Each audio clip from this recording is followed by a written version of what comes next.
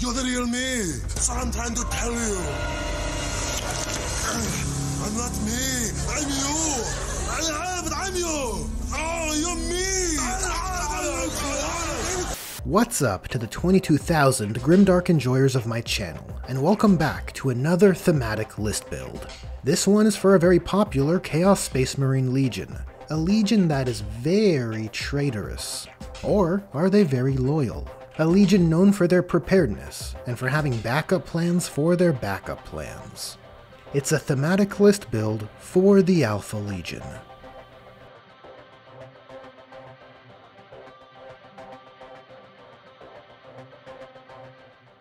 For the Alpha Legion, the thematic detachment to use is of course the Deceptor's Detachment. It provides the infiltrate ability to a number of legionnaires and cultist mob units, along with any characters attached to them, excluding epic heroes. The number of units which can benefit depends on the battle size, but for the Strike Force standard, it's 3 of each. Masters of Misdirection is an interesting ability, as it front-loads the value of your detachment perk to deployment, which is a good and bad thing. It's obviously not the sexiest to not directly key into your detachment perk throughout the game, but the ability to infiltrate is valuable, and if done correctly, its echoes should be felt in subsequent battle rounds. It's also worth mentioning that it creates a rather unique thematic play experience, as an infiltrate-heavy list will frame the battle as the Alpha Legion having sprung a trap, as having set plans into motion to control the flow of an engagement. Plus, I do like that the Alpha Legion didn't receive yet again another copy and paste of Raven Guard rules this time around. When it comes to their back-end tools, the Deceptors are fairly well off. The Shroud of Obfuscation, providing the ability to make the bearer a lone operative. Soul Link, which allows the bearer to perform a command phase replacement of their abilities with another characters on the battlefield, excluding epic heroes. And Falsehood, enabling the bearer to be set up in reserves, and in your reinforcements phase join an existing unit on the battlefield, as if he was there all along. Which is a banger as far as mechanics abstracting theme goes. On the stratagem side, some notables include Detonator, a nice returning Alpha Legion mechanic to force an enemy unit with deadly demise to blow up instead of rolling for the chance. Scrambled Coordinates, which can give a unit Omni-Scramblers, from all sides, which allows you to add +1 to charge from each other charge move which was made in the current charge phase. And Coils of Deception, adding flexibility, granting a unit the ability to fall back and shoot. Though personally, I feel for the Alpha Legion this should have been a fallback, shoot, and charge. Or at the very least, fall back and shoot or charge. Now, let's head over to the list breakdown.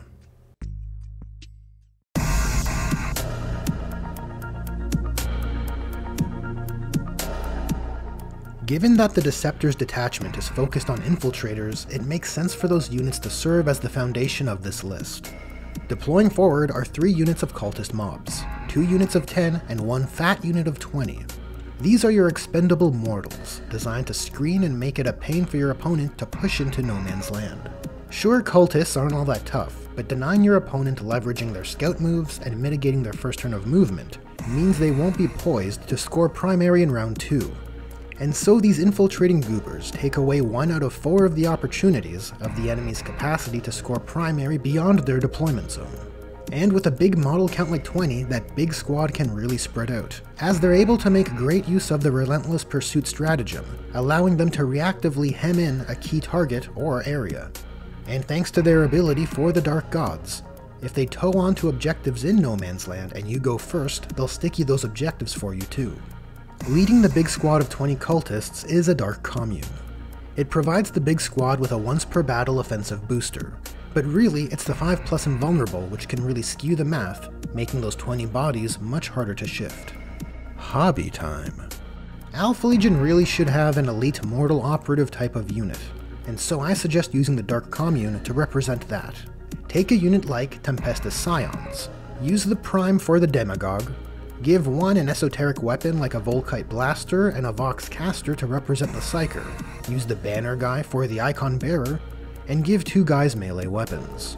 Though you may want to convert the banner a little bit, so it's more of the Hydra persuasion.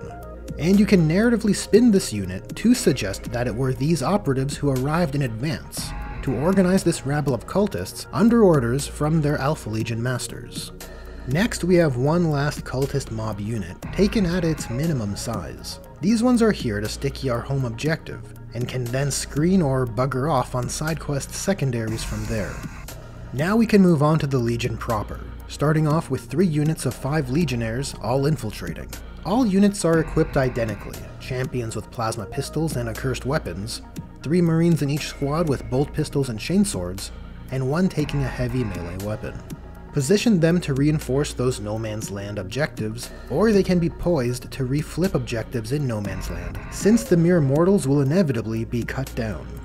Next, we have a unit of 10 Chosen. While I dislike how inflexible their war gear options are, I do like their ability. Being able to shoot or charge after advancing or falling back makes them very flexible, which is very Alpha Legion. Hobby time. If you happen to be an Alpha Legion enjoyer who prefers riding the fence of being loyal or heretic, why not consider using a set of 10 Assault Intercessors as your Chosen? For 1, it's more cost effective, and for 2, these Primaris models are slightly larger, which is usually lame. But for the Chosen, which are 1 wound extra over the standard, and for the Alpha Legion known for having Marines larger than the average, it's not so bad. Though I'd suggest grinding down any Imperial signifiers and swapping in some Alpha Legion heads. And as a lover of banners, I have to mention, this choice does open up the opportunity for this unit's Chaos icon to flex an Alpha Legion banner, making it a very badass command squad. Leading that unit is a Chaos Lord, which provides that chosen unit with further stratagem utility thanks to the Lord of Chaos ability, which enables them to, once per round, use a stratagem for 0 CP, while battle tactic stratagems for 0 CP in matched play. The Lord has been given the enhancement, the Cursed Fang. It provides +1 AP to the bearer's melee weapons and gives those weapons precision. Combined with Chance for Glory, our Chaos Lord would have 7 accursed weapon attacks, hitting on 2s at strength 6, AP 4, dealing 2 damage, which can be allocated to enemy characters with precision, and before factoring in any dark packs. The Lord and his Chosen can travel up the board in a Rhino, granting them a layer of safety as they aim to disembark and advance and charge into crucial combats. This is followed up by 2 units of 5 Warp Talons. The Warp Talons are here to deep strike or rapid ingress at vulnerable enemy locations, with the goal to sack an enemy fodder unit and zip away using their Warp Strike ability, which is awesome because it opens up the option to have badass Alpha Legion kill squads. Hobby time. Here I would suggest making use of a Phobos kit like Primaris Reavers. Strip them of all Imperial heraldry, give them jump packs and Alpha Legion helmets, and some powered weapons. With all the units covered so far, we've got quite a bit of damage 1 attacks at our disposal, so now we're heading into the armory for some heavier hitters. First up are 2 Chaos Predator Destructors. Taken with 2 heavy bolters, each destructor will fire 10 to 12 shots before any dark packs, all with 2 to 3 damage along with extra attacks from its Havoc Launcher and Combi Bolter. And thanks to the Destructor ability, when it fires at infantry, all those attacks get +1 AP. Following that, we have our premier anti-tank solution, 2 Sicaran Venator battle tanks. This Sicaran just screams Alpha Legion. It's sleek and has esoteric weapons. It's a sophisticated tank from a more civilized age. And it's got the tools to turn enemy armor to slag. A single Sicaran offers 3 neutron laser shots with heavy, at strength 16, AP 4, dealing D3 +3 damage. Not enough? It's also got 2 las cannons. Still not enough? Well, it's also got 1 hunter killer missile and a hatch-mounted heavy and storm bolter. And when it targets a vehicle or monster, it gains +1 to hit. And that's all before factoring in any dark packs. And the last unit and warlord of this list is another Chaos Lord. This is the one Chaos subfaction where having 2 unnamed Chaos Lords feels right. A little Omegon to support our little ALPHARIUS.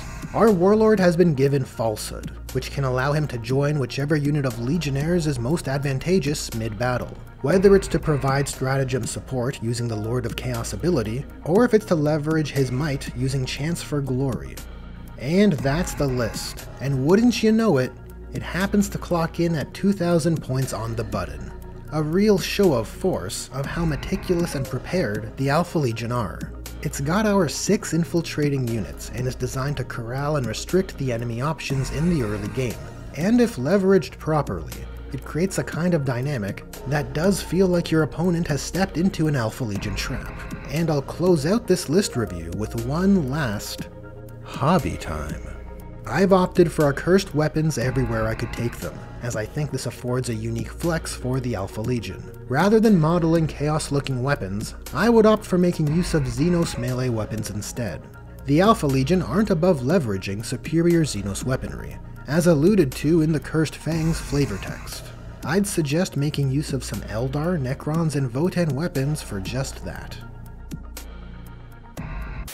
That's a wrap on this Alpha Legion thematic list build.